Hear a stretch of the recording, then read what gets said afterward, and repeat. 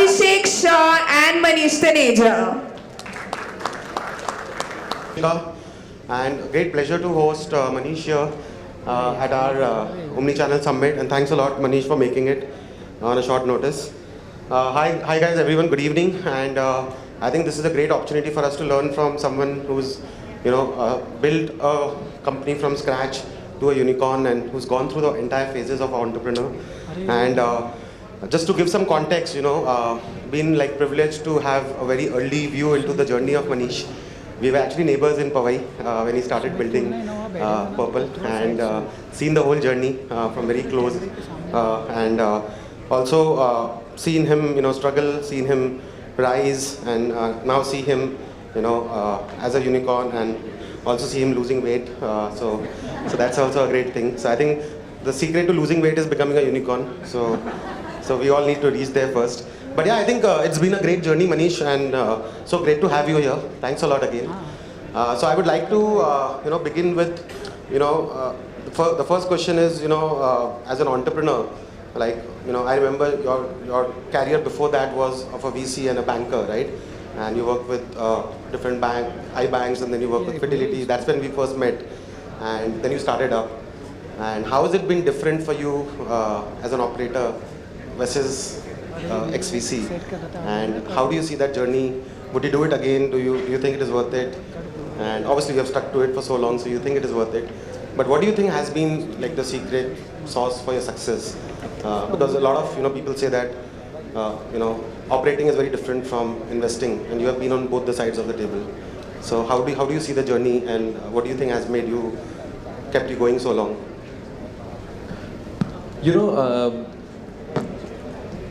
I think I was on the VC side for a very short period of time, so cannot really comment on how different these two are. When I was in the private equity world, I used to feel मैं क्या time waste कर रहा हूँ इधर, like I need to go on the other side and do it. So look, no regrets. It's been 11.5 years. That's a very long time. Yeah, look, I think we should not put it like this. Maybe we should plan our journeys like 20-30 years type, and hence 11 is probably 1/3 of it. Yeah, look, I think I would do it all many times again. I mean, this has been a great rewarding journey. I think it's very fulfilling. It's, you discover yourself as a person really well. You fail very often, and you don't feel bad about failing very often. It's a very rare trait for many individuals to gain. So I think entrepreneurship teaches this to you very, very often. Just now, like, I mean, everyone thinks we're a unicorn and all that nonsense attached to it, but we get a lot of love in private markets or private investor markets. Many investors, all sovereign funds would want a backdoor entry into Purplle. But we've moved our milestone to probably, public markets, and now that we meet chief investment officers of various public market funds, you almost get a slap on your face saying, "Tum log apne aap ko samajhte kya ho?" Because like even at very large scales, a lot of people don't make money, and it's a very honest question they ask us, like when would you grow from being a startup to being a company, although your scale is quite large, when do you start making 10% PAT? And yeah, so look, you get that feedback. You feel like it's a little bit of a blunt response to, to all the love that you were getting in the other markets. Look, so as I said, you fail every day, you fail every now and then, and I think it's a great leveler. It keeps you grounded. You get a lot of feedback from markets. And it's a great self-discovery process. So, whoever is an entrepreneur here, please stay in the game for as long as you can. If you're thinking of quitting, please call me. I will make sure that you don't quit.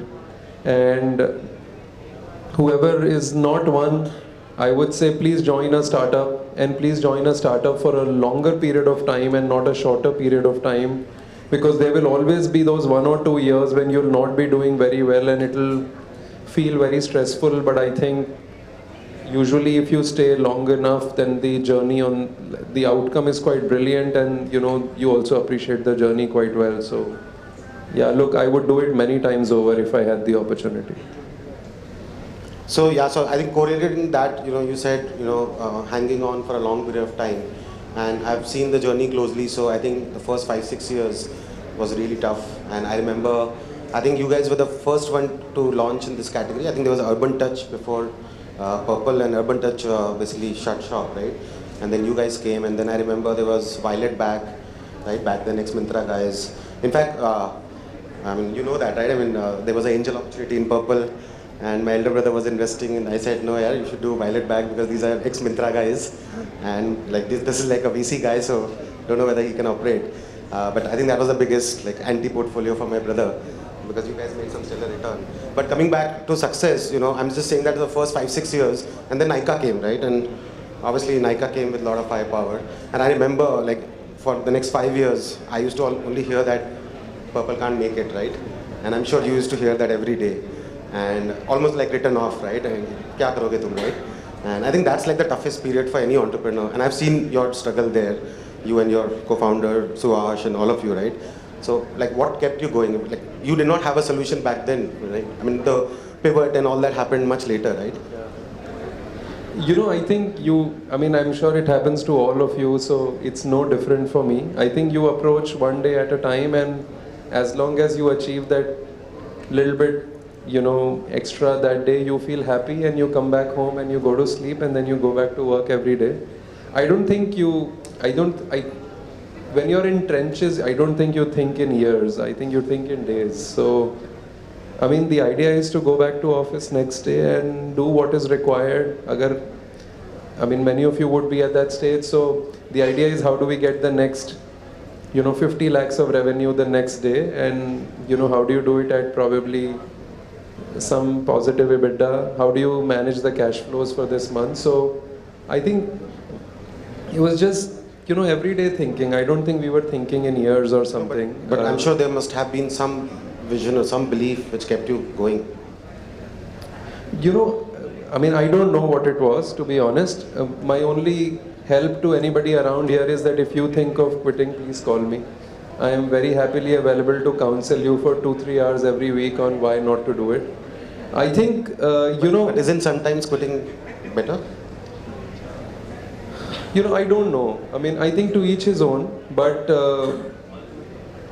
I feel like there are so many unsolved problems in this country that every entrepreneur quitting is like, that opportunity getting wasted and that problem not getting solved.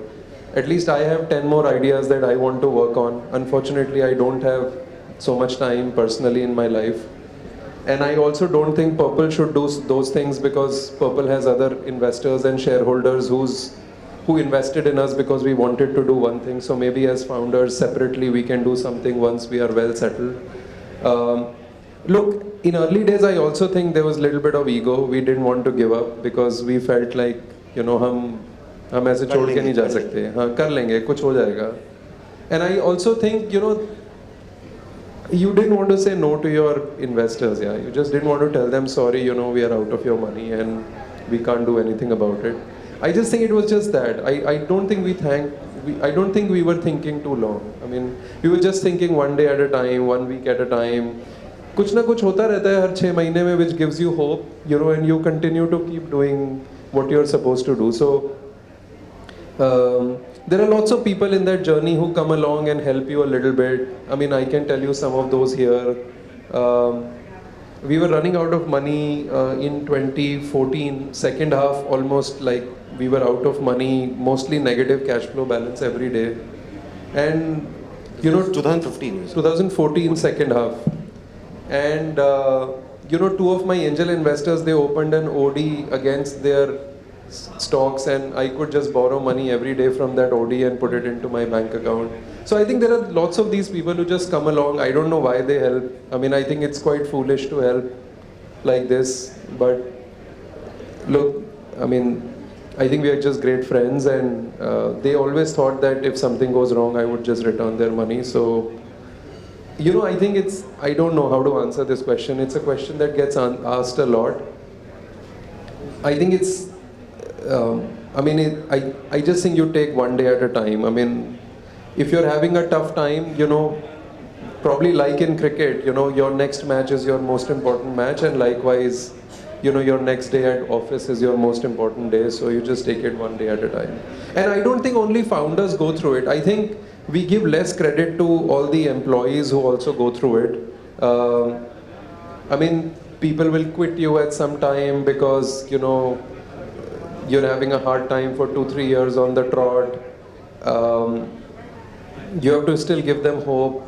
But, I just think, founders get a lot of limelight for no rhyme or reason. I think there are so many other employees, I would say maybe 50, 60 other people who just go through the same grind and, should be rewarded for going through that grind like how probably founders get paid. No, absolutely, absolutely. And Manish, eventually something worked for you, right? And I'm sure that was not planned. I mean, you didn't know it back then that this is what is going to work for you. And I think that pivot was essentially private labels and focusing on tier 2, tier 3 market, right? And I was listening to your podcast where you talk about how you discovered that value for money category through influencer marketing and how that was a big category and you were able to scale eventually, right? Which maybe differentiated you from a Nykaa. Nykaa had a very different play, right? But how did that happen? And was there a continuous experiment which led to that, or was it like one moment where you suddenly discovered that and it just clicked after like 5 years of struggle? It's never something that clicks. There is always a backstory to everything. So, as a company, we've always been very focused on data and capabilities around data. And, somewhere in 2017, we were actually thinking, how do we monetize this data of first-party consumer that we have? Yeah, I remember that. And we actually pitched to some large FMCG companies to actually monetize this data. Little did we know that, we were not as, I would say, credible partners to trust our data for. And honestly, we ourselves didn't have so much confidence. I mean, we are very introspective type folks. We can't sell a dream to anybody, whether to investors or to customers. So the fruit of the pudding was in the eating of it. We just trusted that data and started creating our own brands. And in order to market those brands, we used a very, I would say, Indian cultural nuance to marketing, which was, most of the world purchases a lot of beauty and personal care products around special events in the family. India has some probably 100 major festivals that lots of communities celebrate in India. So you just, started creating content around those festivals and it kind of worked, and then we never looked back. So I think the start of it was 2015 onwards. We had started working on our data capabilities. We're actually very strong at it even today. And then, in order to test our own data credibility, we started thinking, can we build some products around it? And then, somehow we got lucky with marketing, and then we just never looked back. Yeah, so sounds like persevere till you get lucky. Yeah, I think, if I had to change the first 5-6 years of our entrepreneurship journey, I would say do something that is different from what everybody else does. I'm a big believer in doing contrarian things. Do what nobody else is doing, and hopefully if it's a large opportunity, then you can crack it. I think if you end up doing what many other people are doing, then then it used to become a money game in early days of e-commerce, where whoever had the most amount of capital and could burn or could commit to large sums of buying could win. And I think over a period of time, then it becomes execution difference. I didn't want to fall for both of those because neither did we have money, nor could I believe that we will out-execute everybody else in the market. So the idea always was, can you take a contrarian approach to, how usually people think? And I keep asking that question every day, even now, and that's how, life has been. So, here is something that's worked for us. Please try it out for yourself. But I think doing something that the world doesn't do and trying to find that gold works like magic most of the time. So, it's something that's worked for us. Amazing, amazing. I think one more thing which I noticed in your journey throughout was, I mean, you guys always were undercapitalized compared to your competition. And I think maybe that, or maybe it was the DNA itself, but you guys were always, more capital efficient than others in the market. And I remember, you guys very well optimized your working capital cycles, like paying the vendor in 90 days and making that cash flow in 30 days. And I think a lot of times your salaries were also, I remember back then, it was almost like you were running on a cash to cash basis, right? And I think that has always been the DNA of Purplle. So, and today in this environment, we're all talking about efficiency and profitability and all of that. But that has always been, something which Purplle has, maybe not out of option, but maybe out of no choice, right? But what's your view on that? And today everyone is talking about that, and you have seen those cycles, right? As a VC also, and now as an entrepreneur, every 4 years we have that cycle, and I think that is something which I've always seen in Purplle as a DNA. So was that by choice, or was that by both, not having option? I think it was a contrarian approach to doing things. I think when money is freely available, everybody gets a lot of money and can burn a lot of money. My choice again was being contrarian. ये कभी ना कभी तो party खत्म हो जाएगी. So best is you conserve cash as much as you can. And hence I mean it somewhat was a choice. I think I grew up in Fidelity as a company. Fidelity is a very value-centric investor. If people know here, they like to buy stocks at like 10 times PE, when most of India trades at like 40, 50 times PE. So I think that discipline was quite there. Of course, not having access to capital further made us, focus on it all the more. But even today, when we have a lot of capital in the bank, I think the business runs very, very tightly.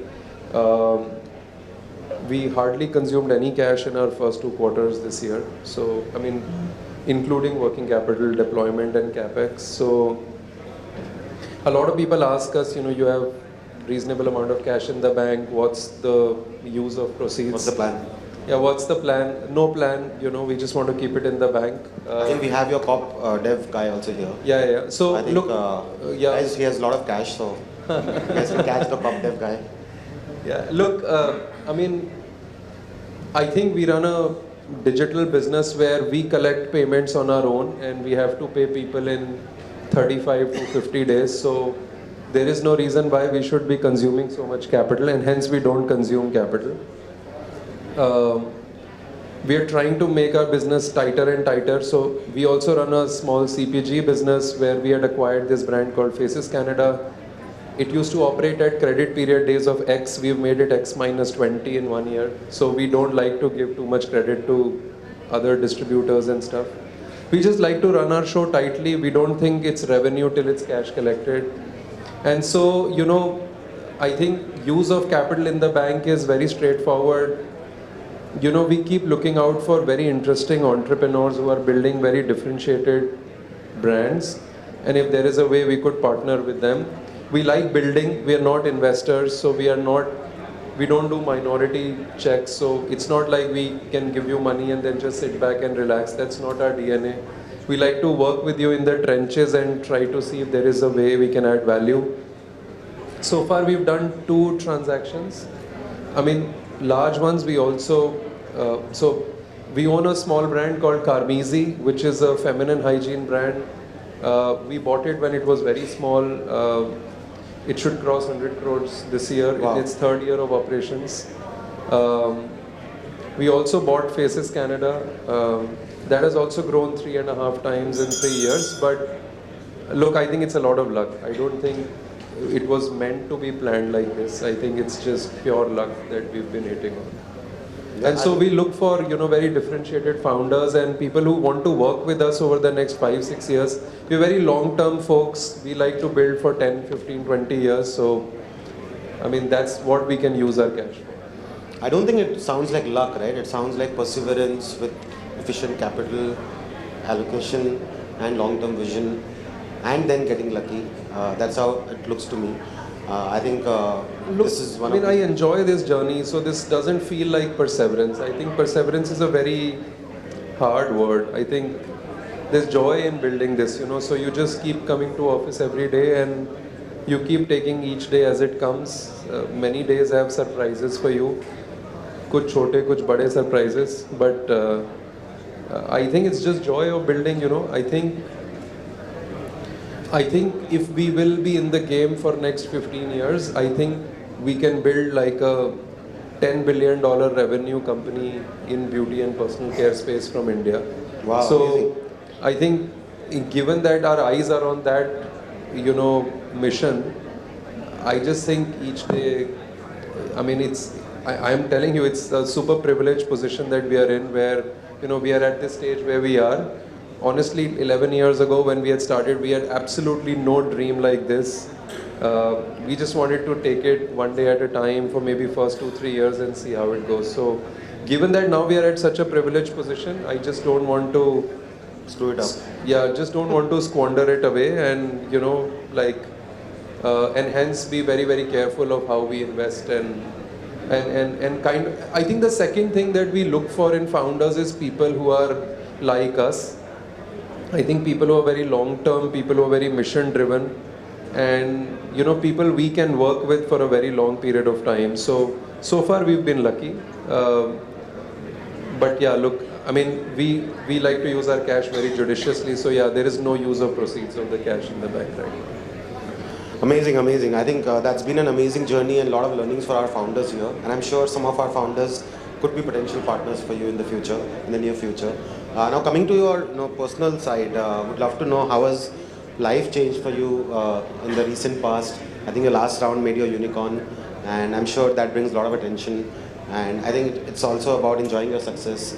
And at a personal level, as a founder, as an entrepreneur, having gone through this cycle, what has changed for you? And is it the same, or is there a change? And do you approach things differently?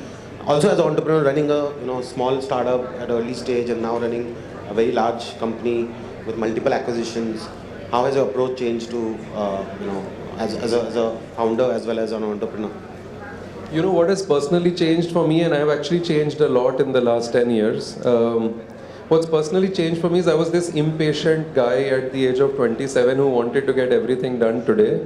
Now I am very patient. I am happy to wait for weeks and months before anything comes out. So I don't know how this change has happened. Maybe I knew somewhere that my old way of doing things would screw things up big time, so I had a big price to pay. So, you know, I've met some of these people in the crowd over the last 10 years. Amit is here. You know, I was this very impatient guy who wanted to get everything done today. And I think it was very hard on our employees at that point in time. To the extent that one of our employees gifted me a book as she was leaving the company. She was joining IIM Calcutta. She gave me a book which said customers second, employees first, something like this. Yeah. I ended up reading that book. It's a piece of crap. Please don't read it. But I mean, I read it with a lot of earnest, you know, like I really wanted to learn. But look, I've changed a lot. I am very patient now. I am very first principles thinking now. I am very contrarian in my approach now than I was probably earlier.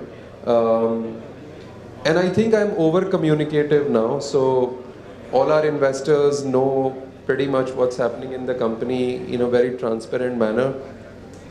And it has a lot of benefits. The benefits it has is that, you know, whenever you want a decision done, it happens like in 5 minutes. They almost ask you like, you know, we thought you would have taken this decision long time back. We were just waiting for you to call us and tell us. So, look, these are some of the things that have changed.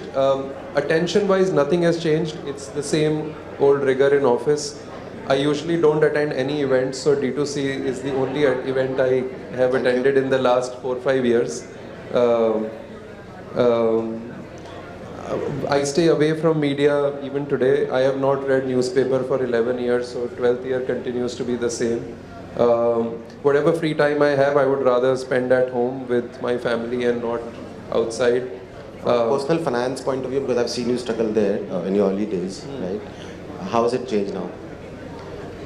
Nothing, you know, 99.9% of my wealth is still at Purplle. I don't invest in startups. I don't angel invest. I can't give time, so I mean, my money is meaningless to a lot of people. So yeah, look, I don't invest money outside of Purplle. You've not taken any secondaries. No, only one small secondary to buy my house. Yeah. That's it. And The same house in Powai, right? no, I mean the same house in Powai, and nothing more than that. Like I think life continues to be exactly the same. There is no difference. Like I just go to office every day, come back home every day.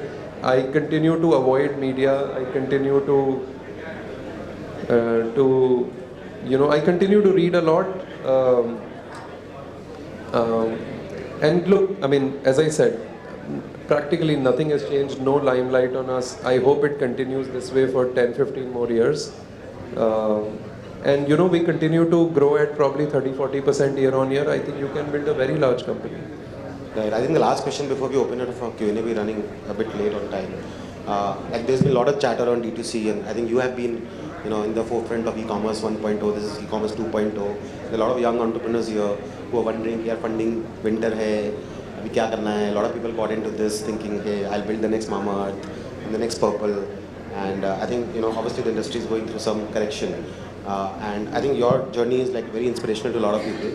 At the same time, how do you see it, and where do you think we are headed as this, ecosystem? And what would be your, advice to a lot of these founders here who are early stage and who are struggling today? Do you think this is something long run? Do you think it's a fad? Do you think there's a real business opportunity?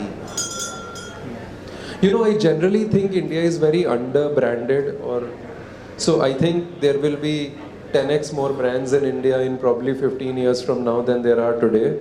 And so whoever can sustain that game for that long, I think will come out as a winner. So if you are building a differentiated brand today, please continue to keep building it. The only other advice I have for myself and for all of you is, build responsibly. You have a responsibility to your shareholders, you have a responsibility to your family, you have a responsibility to the environment, you have a responsibility to future generations. I just think build responsibly. जो भी कर रहे हो, थोड़ा सोच समझ के करो. Like there's no hurry in life. I mean, the opportunity is not going to evaporate tomorrow, and if you don't capture it today, it's not going to be like it's not going to be there tomorrow. So I just think, if I had to leave with 2 words, I would just say build responsibly. I mean, that's what I would say. Amazing, amazing. So guys, we'll open it up for Q&A. So if any of you have questions, we can take like a couple of them. Yeah, hi Manish. Can you have the mic? नहीं. Hi Manish. It's been a privilege to know you for so many years now. One thing which I've seen, which is constant in you, is the calmness. The way you speak today, I still remember the first time when you had come to my office also and you spoke about the cats and the other things. How do you really maintain it? Because being an entrepreneur, so many things happen, keep on happening. You are doing so many things every time. So how do you keep this calmness? And I've seen your journey, the way you have actually moved the ladder. It's been like an amazing journey what you have had. But what is that core thing you have actually always retained to be calm, composed, and you always are.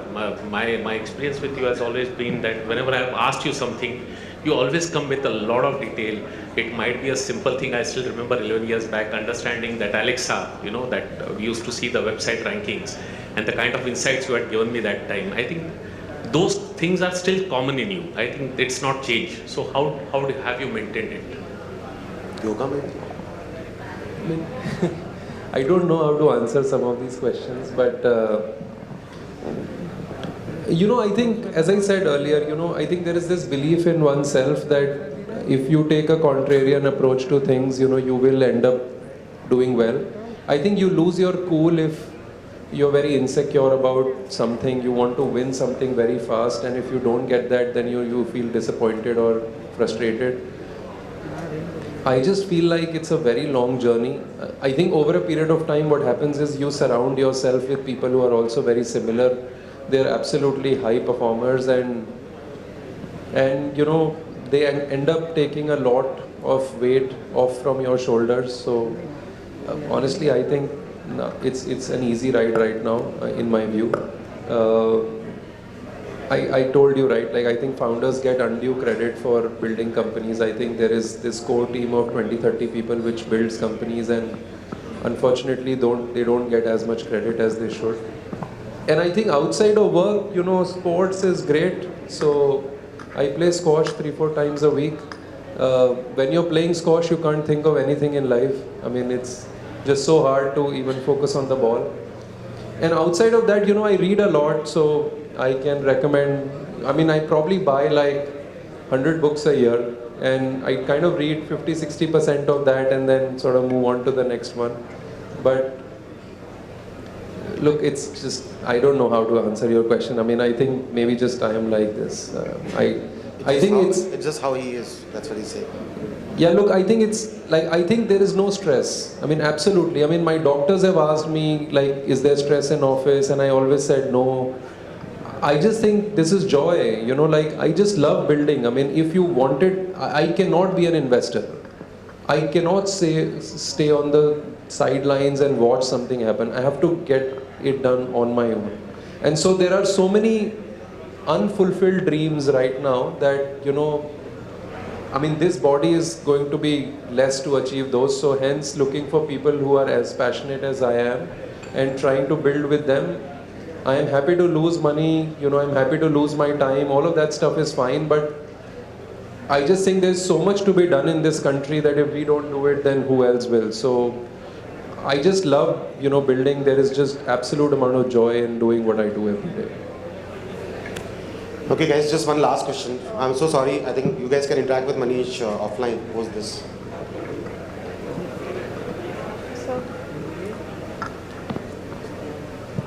Yeah, hi Manish. You spoke about the public market context. I am from the public markets fund management role.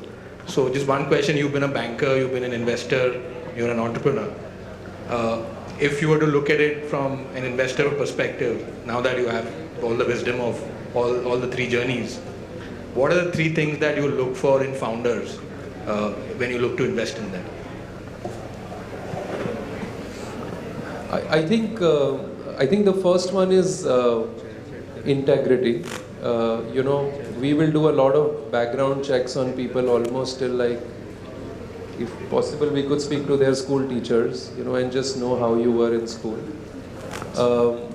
And so go as deep as we could. It's very important for us.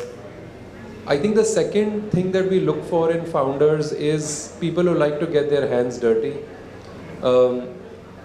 I'm sure a lot of people here must be thinking, अभी Facebook का CAC बहुत expensive हो गया, इसलिए business थोड़ा unprofitable हो गया. That's how it's meant to be. Like, Facebook will win, you will not win unless you can game Facebook or something like that. So I think people who can get their hands dirty are founders we love, because that initial days of launching and getting some limelight, all of that stuff lasts very little, and then finally you have to get to brass tacks and just see how you can get things done. There are many other things we look for. I think the third thing we look for in founders is mission. What are they driven by? Are they driven by money, or are they driven by solving a problem? For example, I'll tell you, we bought Carmezy when it was doing 17 lakhs a month, just 17 lakhs a month. This was in December of 2020 or 21. And the founder of Carmezy was extremely passionate about solving menstruation problem for half the universe of this country. Yeah. No idea where we will get these resources from. If you wake her up in midnight today and you ask her what's your mission in life, this is what she would say. I just think that it's rare to find this breed which is not motivated by money. It's just motivated by, she is happy to work for next 30, 40 years till she achieves her dream, or she will not be able to achieve her dream. But I think that kind of, I think it's rare to find people with dreams, but once we do find them, then, we kind of look forward to backing them.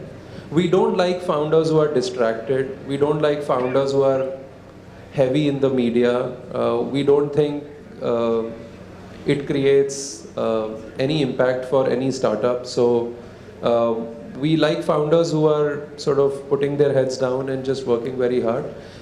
I think the other thing we look for in founders is adaptability to leadership. Like over a period of time, your challenges would change, and can you learn those things or not? For example, if you're a very creative person, can you also learn commercial understanding of the business or not, right? Like it will not work out if you're just one type of a person. Because at the end of the day, there are investors who are backing you, there are lots of people who are dependent on you. It's very hard for them to make money if you don't behave in a responsible manner. So I mean, look, these are 3-4 things. I mean, it's a little bit of smell test. We try and get that comfort very, very early on. It's not like we don't make mistakes. I mean, we make mistakes in hiring. We look for same traits in hiring as well. But yeah, look, these are 4-5 things that we look for. Great. Thank you very much. All the best. Great. Thanks a lot, Manish, again. And I think this is an amazing session. There's so many takeaways for the founders here. And thanks a lot for making it the only event you come. And yeah, I think we'll move forward. But I think if someone has a question, I think you can, if you're here for 5-10 minutes more, people can catch up with you. I know you have to rush. But yeah, thanks a lot for making it again. And I think, guys, we should give a big round of applause to Manish.